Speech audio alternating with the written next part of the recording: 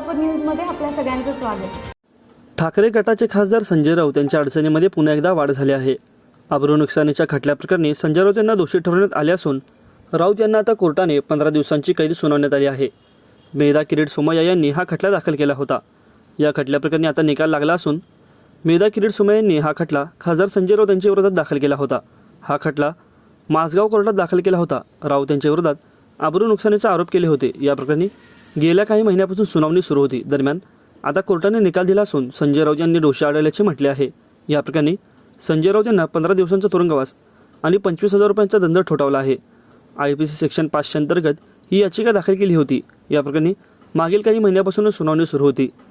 आज हा निकाल कोर्टाने दिला असून संजय राऊत यांना दोषी सिद्ध करण्यात आले आहे। आता संजय राऊत या निर्णयाविरोधात पुढच्या कोर्टात जाऊ शकतात। यामध्ये संजय राऊत यांनी 100 कोटींच्या शौचालयाच्या घोटाळ्यात गुंतल्याचा आरोप केला होता। शिवडी मेट्रोपॉलिटिशियन मल्टीस्टेज कोर्टात दाखल केलेल्या तक्रारीत मेधा यांनी संजय राऊत यांना काही गेल्या महिन्यात केलेले आरोप निराधार आणि बदनामीकारक असल्याचे म्हटले। मीरा भाईदर महानगरपालिकेच्या हद्दीत सार्वजनिक स्वच्छतागृहांच्या बांधकामात 100 कोटी रुपयांचा घोटाळा केल्याचा आरोप संजय राऊत यांनी केला होता। माध्यमांसमोर केलेले वक्तव्य बदनामीकारक असल्याचे त्यांनी तक्रारीत म्हटले।